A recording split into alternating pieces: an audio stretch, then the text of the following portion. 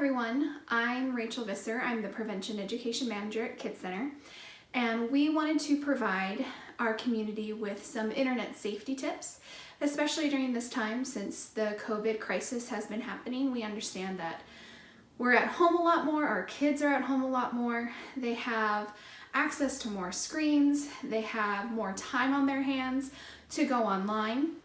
And so we're gonna just take some time to go through about 6 different topics. Each one will be a separate video, and we'll kind of cover some basics and go over some questions that you could go and talk with your kids about so that we can start having conversations at home about internet safety. So first, we're going to talk about hackers and scams. This one will have a lot more information about how it relates to the COVID-19 crisis, because whenever there seems to be some type of disturbance in a community or in a society, hackers and scammers tend to latch on to that a little bit more.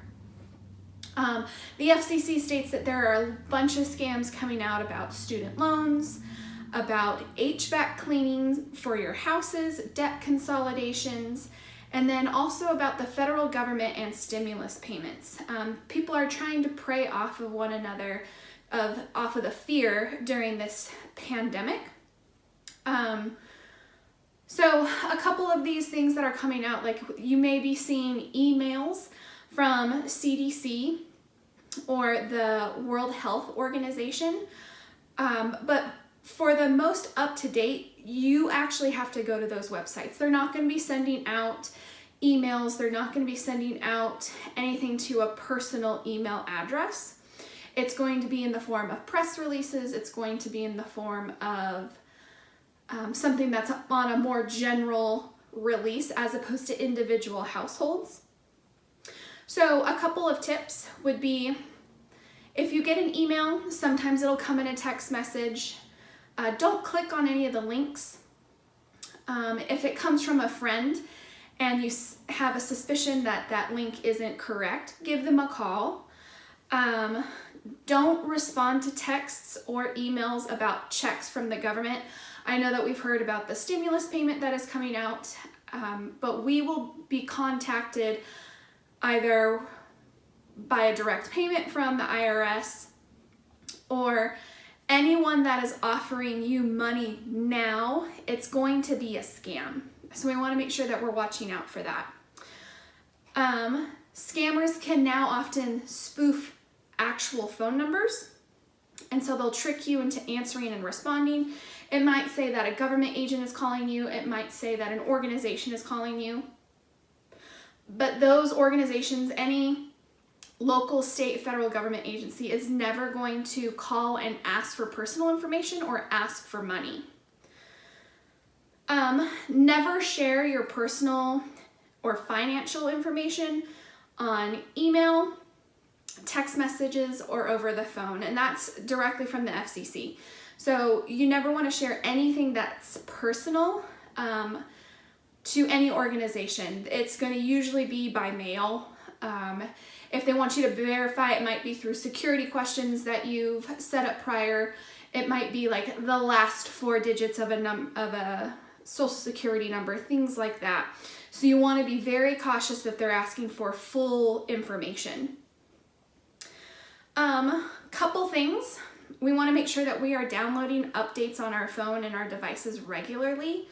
Oftentimes when we have an update come, it will say like bug fixes, but that is embedded with security updates. And right now that's going to be really crucial because unfortunately people are going to be preying on the situation at hand. We want to make sure that we're backing up our phone regularly. If for some reason we do get a virus, if we're able to back up daily at least, then we can restore our phone back to a setting that was maybe 24 hours ago, and we're not going to lose a lot of information. And right now, one of the most important things is fact-checking information. This goes to scammers, but it also goes to well-meaning people. You may be seeing information being shared on social media like Facebook or Instagram, specifically about the virus. And you want to make sure before you pass on any of these messages that they're coming from trusted sources.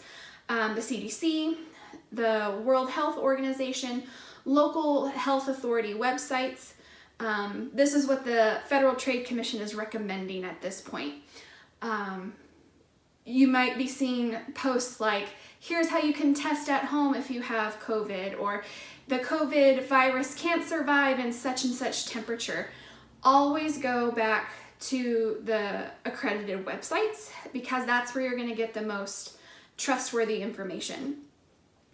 And always check on a charity. Unfortunately, during this time, this is another type of a scam that comes up. People will create charities or kind of do a piggyback off of what may be considered a well-known charity, and it's just slightly off. And so you want to make sure that you are able to call or look at an actual website before donating anything. And if they're calling and saying, no, you need to do it right now, immediately, that's usually a red flag saying that this isn't a legitimate organization or a legitimate charity. Now, there are charities out there that need to be supported because they are helping families and children and kids in order to get them through this time and this crisis.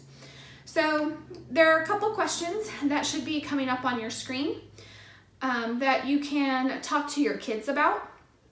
The first one is, what scams have you come across? And so you want to make sure that you are being open with your kids about what is out there because you want to make sure you're protecting them. Ask them if there's ever been one that made them think twice, like, oh, this may be a real thing. What about it was convincing? Sit down, look at it with them. If it's a phone call that left a message, have them listen to the phone call. The more exposure they can get to these hacks and to these scams, the easier it will be for them to identify them. And then ask them, how would they handle it if they received a call or a text or an email and they think it's a hack or a scam? What would they do? You'll want to walk them through the process of blocking the number. If you don't know how to do that, they probably do, so you might be able to ask them for that help. You want to walk them through maybe reporting a website, and you can report on your browser. You can do a actual physical report to the law enforcement. But you want to get them into this habit of being willing to check information that they're receiving, however they're receiving it, in the mail, email, text, all these different ways that they're getting in touch. Because we want to make sure that not only are we protected, but we're sharing that information to kids. So take the time to just maybe sit down and talk with them, ask them if there's been anything that has been brought up or if their friends have been talking about it. But these are some quick and easy ways, especially during this COVID crisis, that we're going to be able to keep ourselves safe online and electronically from hackers and scams.